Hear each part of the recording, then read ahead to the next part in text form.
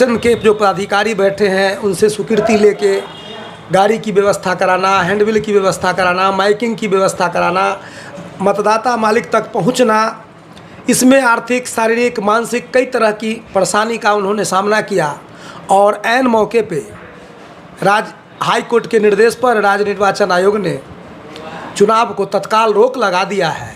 इससे आम मतदाता और जो प्रत्याशी हैं दोनों लोगों में मायूसी है। दोस्तों नमस्कार, मैं हूं आपके साथ आशीष। आप देख रहे हैं पोस्ट टीवी। अभी हम आए हैं पटोरी, और पटोरी आए हैं तो आप लोग को जानने की उत्सुकता होगी कि जो पटोरी से खबर समाचार जो है वह अभी चल रहा था नगर परिषद का चुनाव, उसका क्या हुआ। आप ये भी मन में आपके सवाल होंगे कि कोई प्रतिनिधि से आप बात किए कि नहीं किए अभी तक। तो चलिए सबसे पहले हम प्रतिनिधि जो आए हैं वह सत्येंद्र कुमार राय जी के पास, जो कि पटोरी से उपाध्यक्ष पद के प्रत्याशी थे, तो इनसे हम जानेंगे। उससे पहले हम आपको बता दें कि इन्होंने जब इनका हम चुनाव से पहले बाइट लिए थे उसमें इन्होंने कहा था कि चुनाव आयोग डिक्टेटर की भूमिका में है। जैसा कि इन्होंने बताया था उस समय कि चुनाव की घोषणा हो जाना और अगले दिन से ही नामांकन का, और ये भी इन्होंने बताया था कि फॉर्म अवेलेबल ना होने के बावजूद भी यहाँ पर नामांकन किया जा रहा था। तो चलिए सबसे पहले हम बात करते हैं सत्येंद्र कुमार राय जी से। सर, सबसे पहले तो हमारे चैनल पर आपका स्वागत है। जी धन्यवाद। आपसे हमारी पहली बात हुई थी और आपने ये आशंका जाहिर किया था कि ऐसा डिक्टेटर के रूप में इलेक्शन कमीशन काम कर रही है, और अभी जो यह रोक दिया गया है एकदम चुनाव, इसके बारे में आप क्या कहना चाहते हैं? बिल्कुल, मतदाता बिल्कुल उत्सुक थे और मोटा मोटी तौर पर जो पद था, चेयरमैन का पद, उप चेयरमैन का पद और वार्ड काउंसलर का, मोटा मोटी लोगों ने अपना इरादा तय कर लिया था कि हमको किस पद पर किस व्यक्ति को बैठाना है। तो जनता में तो मायूसी है ही, साथ साथ विभिन्न पद पे जो जनप्रतिनिधि अपना किस्मत आजमा रहे थे उनके साथ भी धोखा हुआ है। वो व्यक्ति सरकार के निर्देशानुसार फॉर्म फिलअप करके, सिंबल प्राप्त करके, निर्वाचन के जो पदाधिकारी बैठे हैं उनसे स्वीकृति लेके गाड़ी की व्यवस्था कराना, हैंडबिल की व्यवस्था कराना, माइकिंग की व्यवस्था कराना, मतदाता मालिक तक पहुंचना, इसमें आर्थिक, शारीरिक, मानसिक कई तरह की परेशानी का उन्होंने सामना किया। और ऐन मौके पे हाई कोर्ट के निर्देश पर राज्य निर्वाचन आयोग ने चुनाव को तत्काल रोक लगा दिया है। इससे आम मतदाता और जो प्रत्याशी हैं दोनों लोगों में मायूसी है। अच्छा, ये जो चुनाव आयोग रोक लगाया है सिर्फ एक ईबीसी पे लगा है या सारे पे लगा है? जो माननीय न्यायालय का निर्देश था, हम लोग भी विभिन्न चैनल के माध्यम से देखे हैं कि उसमें स्पष्ट निर्देश था कि ओनली फॉर ईबीसी का जो सीट है उस पर रोक लगाने की बात ये इलेक्शन कमीशन ये कोर्ट का था, ओनली फॉर ईबीसी सीट पे। लेकिन राज्य निर्वाचन आयोग ने अपने आपस में लोगों के साथ बैठकर उन्होंने रात में फरमान जारी किया कि सभी पद पर, यानी तत्काल चुनाव जो 2 चरण में होने हैं, 10 अक्टूबर को और 20 को, ये दोनों को रोक दिया गया। अच्छा, सिर्फ अभी 10 और 20 अक्टूबर वाला रोक लगा है या पूरे निकाय चुनाव पर ही रोक लग चुकी है? पूरे 2 चरण में जो चुनाव होने थे, दोनों चरण के बिहार के सभी नगर परिषद, नगर पंचायत, निकाय चुनाव को तत्काल प्रभाव से रोक दिया गया। अच्छा, जब यह ईबीसी को, तो अगर आप तो काफ़ी अनुभवी हैं, तो अगर सरकार, राज्य निर्वाचन आयोग अगर चुनाव चाहती कराना तो आप उनको सलाह देते तो किस ढंग से देते सलाह कि यह चुनाव हो सकती थी? क्योंकि यहाँ पर आर्थिक रूप से तो काफ़ी उम्मीदवार पैसे खर्च हो गए, जैसा कि आपने बताया, बैनर, पोस्टर, गाड़ी घोड़ा, ये सारे में। बिल्कुल। हाँ, तो आपका सलाह क्या होता कि संपन्न करा लिया जाए? देखिए, मैं आपके चैनल के माध्यम से पूर्व में भी कहा था कि ये जब से ये चुनावी प्रक्रिया शुरू हुआ, आप अपने पूर्वज यानी पूर्व के जो लोग हैं जिनकी उम्र 60, 65, 70 साल है, उनसे भी जब आप बात करेंगे तो राज्य निर्वाचन आयोग शाम में घोषणा करती है कि आज से आचार संहिता लागू है और कल से नामांकन की प्रक्रिया चालू है, जबकि नामांकन फॉर्म फिलअप करने के लिए जो फॉर्म थे, फॉर्मेट थे, वो भी निर्वाचन पदाधिकारी जो था पटौड़ी का, या पूरे बिहार की मैं बात करता हूँ, पूरे बिहार की बात करता हूँ, उपलब्ध नहीं था।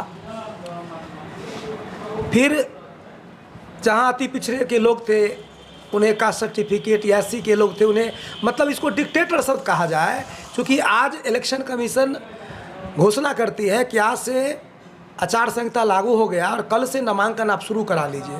नामांकन में कौन कौन से डॉक्यूमेंट लगेंगे, उसके लिए वक्त चाहिए। तो ये डिक्टेटर का ही एक प्रकार से, ये जनतांत्रिक व्यवस्था में, प्रजातांत्रिक व्यवस्था में इस तरह की बातें नहीं होनी चाहिए। लेकिन इलेक्शन कमीशन सुपर पावर हो जाता है चुनाव के दिनों में, तो उसके निर्देश पर लोगों ने अपना पूरा मन तन धन लोगों तक अपनी विचार रखे। और आप जब जाएंगे तो मोटा मोटी 26 वार्ड में 300 कुछ प्रतिनिधि, 306 वार्ड काउंसलर के लिए लोग नामांकन कराए थे, और 14 मुख्य पार्षद के लिए और 25 उप मुख्य पार्षद के लिए। आप जब घूमेंगे क्षेत्र में तो बड़ी मुश्किल से 2-4 जन प्रतिनिधि मिलेंगे, बाद बाकी लोग हताश निराश घर में सोए हुए मिलेंगे। तो स्वाभाविक है कि जब चुनाव हो जाती तो हार जीत जनता मालिक जिसको ताज पहना दे।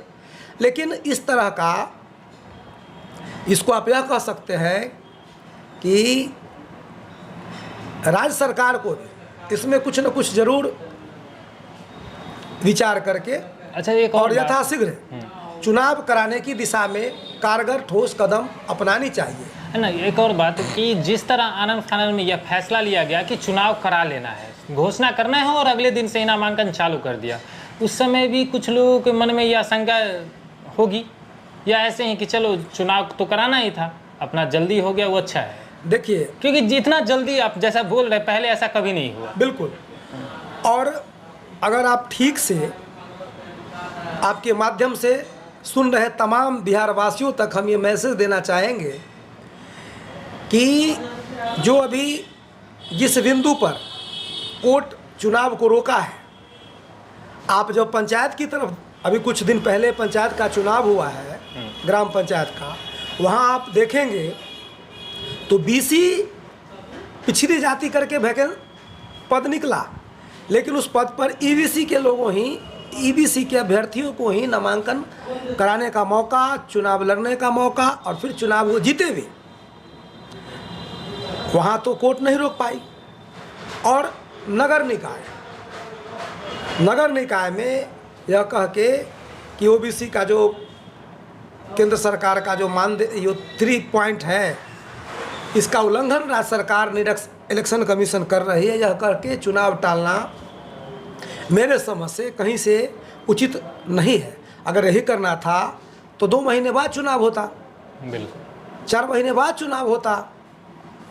तमाम प्रक्रिया पूरा करके कराना चाहिए। और जब इलेक्शन कमीशन डेट निर्धारित कर दिया, सिंबल प्रत्याशी को आवंटन कर दिया, गाड़ी प्रचार प्रसार हेतु गाड़ी का परमिशन दे दिया, तो ऐसी परिस्थिति में चुनाव रुकना नहीं चाहिए था। इससे गलत मैसेज आ रहा है और निश्चित रूप से बिहार की जनता, आम मतदाता, अभ्यर्थी सभी आक्रोशित है। चलिए अंतिम एक सवाल आपसे, आपकी तैयारी किस तरह की? लगभग समाप्ति चुनाव था, लास्ट चरण में चल रहा था। देखिए, हम तो कह रहे हैं कि जब से हम होश संभाले हैं और कॉलेज के दिनों में आए हैं, तब से ही छात्र नेता के रूप में, लगातार 10 वर्षों तक उप प्रमुख के रूप में, हर समय जो लोग दिल्ली बम्बई प्रदेश रहते हैं वो आके यहाँ अपना किस्मत आजमाने आ जाए, उनके लिए चुनाव समस्या था। या जो लोग अपना कारोबार बंद करके, धंधा दुकानदारी बंद करके राजनीति में आए, उनके साथ समस्या था। हम तो लगातार 25-26 साल से लोगों के लिए सामाजिक समस्या हो, जन समस्या हो, किसी गरीब गुरबा पर कोई अगर जुर्म और ढाता हो, या कोई अफसर पदाधिकारी अगर किसी काम के लिए बेवजह उसे परेशान करते हैं, तो इन तमाम बिंदुओं पर हमारी लड़ाई लगातार, सड़क पर हो, प्राधिकारी से लड़ने की बात हो, तो हम लड़ते ही रहते हैं। इसीलिए मेरी तैयारी तो हर समय रहती है। और आप इस क्षेत्र में घूम रहे हैं, पटोरी नगर परिषद में मैं भी उपाध्यक्ष पद पर अपना नामांकन दाखिल किया था। मेरा चुनाव चिन्ह तबला निशान था। 10 तारीख को वोटिंग होने वाला था। हमारी लड़ाई किसी ऐसी परिस्थिति में उपमेयर पर जुझारू, संघर्षशील, कर्मठ, सुयोग्य उम्मीदवार है सत्येंद्र कुमार राय। इसे निश्चित रूप से मौका मिलनी चाहिए और आशा ही नहीं पूर्ण विश्वास हमें है कि अगर चुनाव होता तो भी, चुनाव जब होगी, मुझे मौका निश्चित रूप से पटोरी के लोग देंगे। इन्हीं शब्दों के साथ मैं अपनी बात समाप्त रखता हूं और तमाम देख रहे दर्शकों को भी मैं प्रणाम करता हूं। जय हिंद। बहुत बहुत धन्यवाद सर।